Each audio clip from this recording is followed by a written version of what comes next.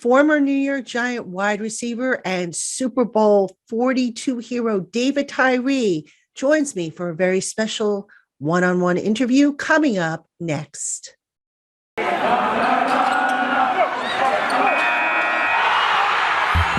Locked On Giants, your daily New York Giants podcast, part of the Locked On Podcast Network, your team every day.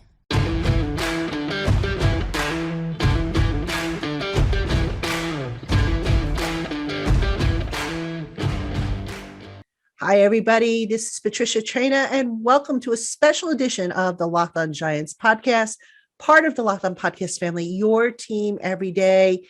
Thank you so much for tuning in for this special edition of the podcast. As I mentioned, we have a one-on-one interview with former New York Giants wide receiver David Tyree, who a couple weeks ago was taking part in a cleanup of East Orange, New Jersey. And as part of that promotion, he took a few minutes out of that schedule to talk with me about all things Giants. We talked about the receivers. We talked about the state of the team. We talked about Daniel Jones, all kinds of things. And that interview is going to come up. Now, unfortunately, I don't have video for that interview. It was done over the phone.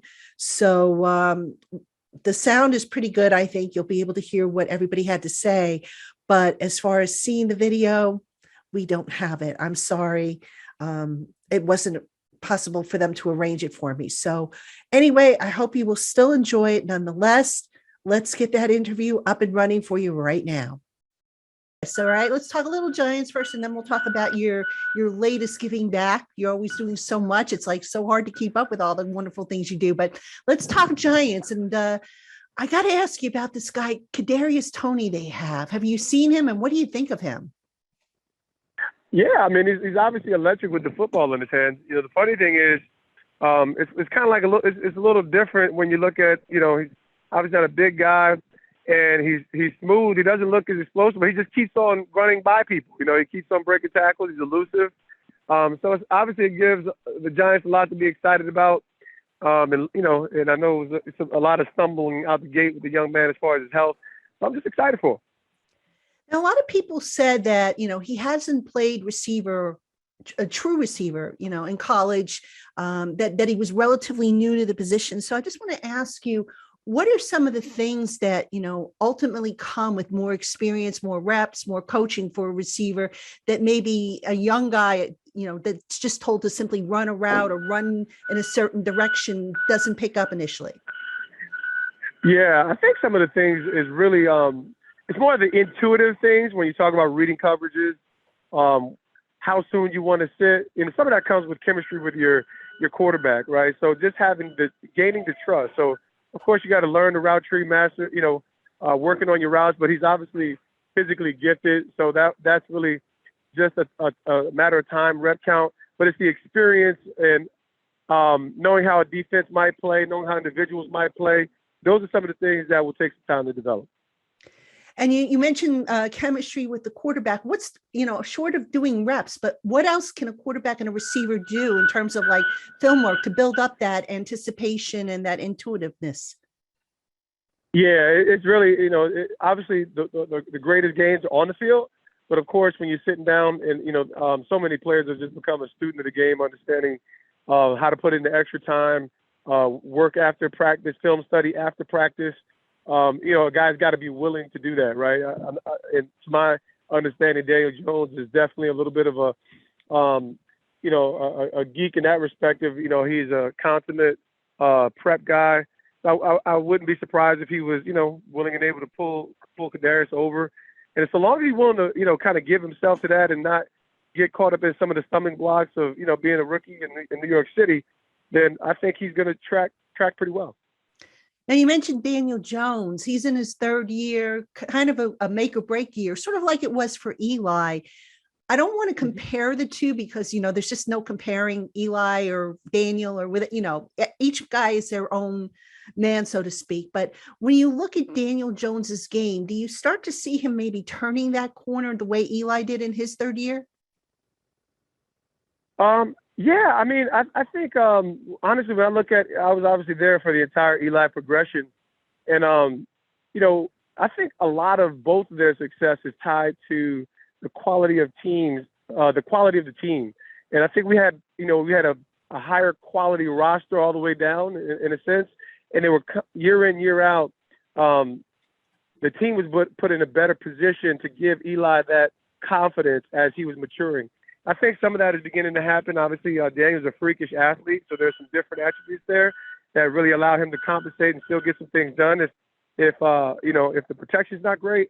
But I do believe he's on track. I do believe there's a lot of similarities, but at the same time, they are their own individuals, and he's tracking in the right direction.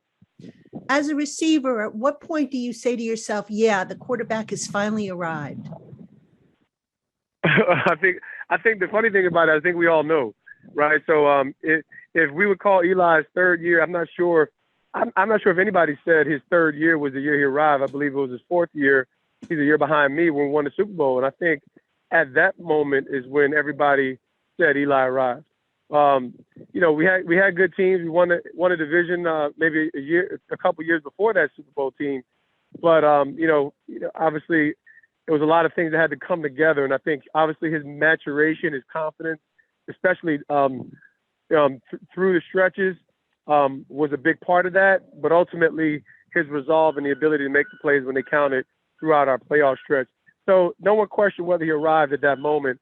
And he became who he became, every bit of that moving forward. David, the Giants have such a rich history with their personnel. I mean, you could go up and down the roster at every position, linebacker, receiver, quarterback. How hard is it for a young player, whether it be Daniel Jones, a Kadarius Toney, a Saquon Barkley, whoever the case might be, how hard is it to come in and just know that there's such a rich tradition in there and a certain level of expectation that one has to live up? And do you think that sometimes guys press a little too hard to reach that level? Honestly, I don't think as many players are truly aware. I think, there's a few people like the quarterback position where maybe they're a little more studious, much more aware of the history. I think everybody knows that the Giants are a class organization. But as far as the history of the players, I can't say I really truly knew that. And I was living right here in New Jersey, aside from LT, and not being a fan. I think most of these players are into themselves, what they like and who they like. And when they come to a team, they're learning all of that. So ultimately, the buy-in probably accelerates because of being within such an amazing organization. And I think they begin to adopt it. People like Saquon are probably a little more aware. But ultimately, it's a unique opportunity. It's a unique franchise. And I think all those guys want to. But also, this is a generation of athletes that's very much into themselves. Not to the extent where it always hurts each other, but they have their own brand. They have their own aspirations of creating something great for themselves. So I think sometimes there's a balance and focus, and some of that can be missed. When you look at the Giants and where they are now, I know a lot of fans are very upset. The team is 1-4. A lot of people just feel like they've been conditioned to losing and stuff like that. But from your eye, from what you've seen, is there hope for this team, or are there still concerns about, where they're headed and what they have? Yeah, I think the biggest concerns are the injuries. I think it was a decent roster. I didn't believe it was a great roster. I think it's taken the Giants a long time to fix the offensive line. We're talking, if we're going to be honest, we haven't had a very good offensive line in almost 10 years. So, and I think for me, that's the bigger issue in light of where, the quarterback position, Eli, really flourishing with a strong offensive line. And I think for a young quarterback, he's going to need that kind of confidence as well. So I think fans have of course, the right, but what they do, they look like a team that believes in their coach and they're scrapping. And, if last year was playing above the quality of the roster, I don't know how to summarize what this year is heading into 1-4, but it's a lot of injuries to overcome. But I think this team plays with great passion. They play with belief, and they're missing opportunities that they really need to capture. Is that something that you think can carry a team, though, if the talent level is maybe, off a little bit due to injuries or what have you? I do believe that belief, and there's a lot of things that, just like there's a lot of things that have to happen for a team to win a Super Bowl, it's not impossible for this team to turn around and maybe become 9-7. Obviously getting a couple key players back is going to be essential. With the early losses in the preseason to the offensive line, I think they've overcome that tremendously, although it's not a great offensive line. And they're competing. Andrew Thomas has made leaps and bounds in year 2, and they're competing.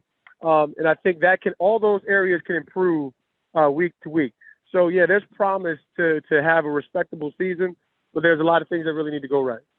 All right, a couple more before I ask you about your latest endeavor with the city of East Orange.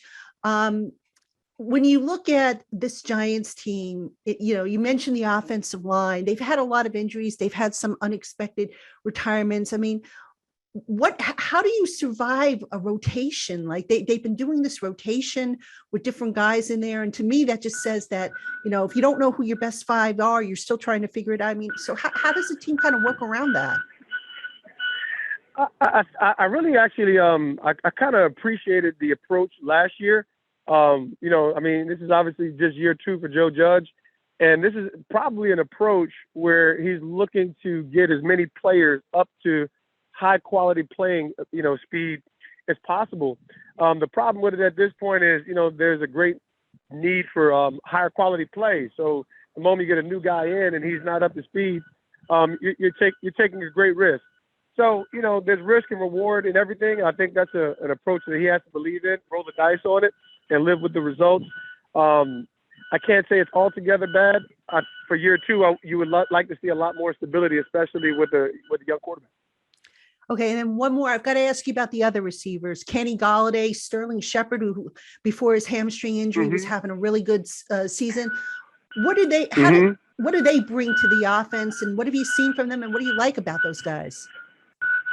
Yeah, I think what the Giants were probably hoping for was what Plexico Bears brought to the Giant offense during my days. Obviously, Kenny's really suffered some nicks and access, and we haven't seen the explosive plays that we've liked, but I think the ability's there. The price tag was kind of the question mark for me in light of, obviously he had some injuries going into that contract year.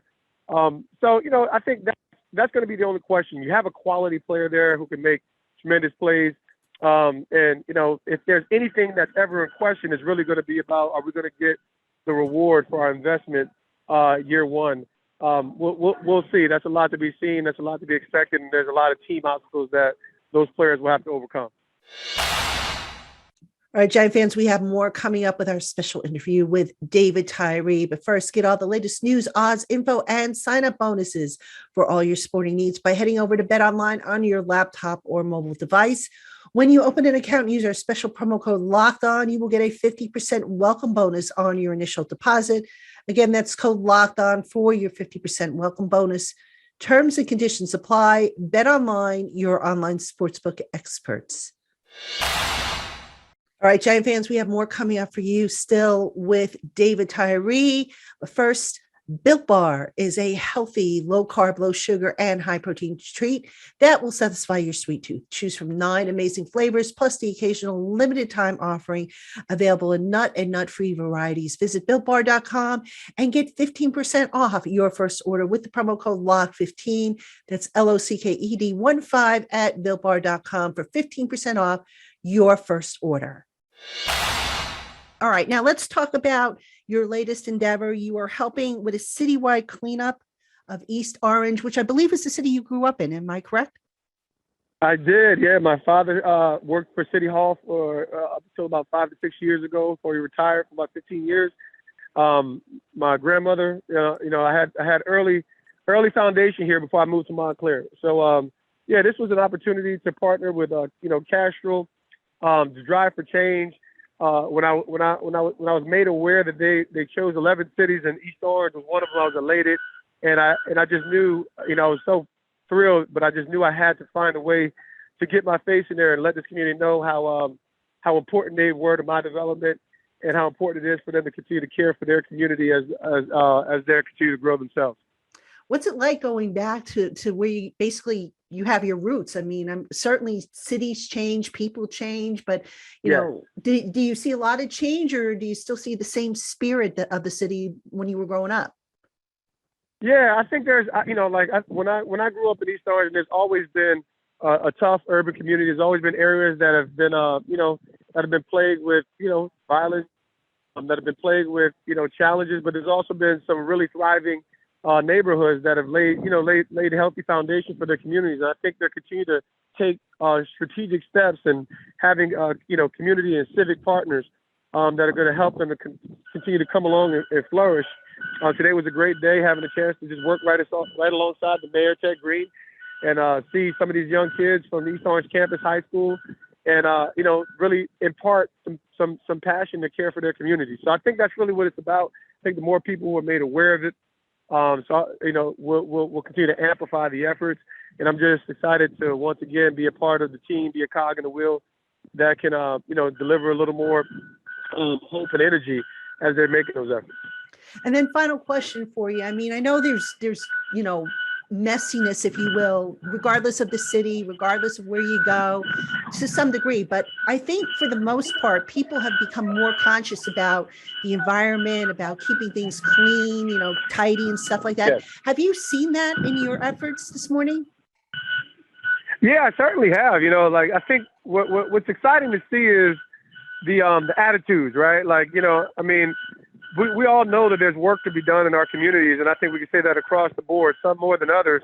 But when you have the right attitude, people up early in the morning, the drive for change, you have your partners at every level that are just vested in hitting these hot spots and bringing some awareness to the impact that each of us can have to bringing that healthy communal environment is powerful. So it was an opportunity that I was thrilled to partner with the Drive for Change, with Cash from the New York Giants, that we can bring some attention to East Orange.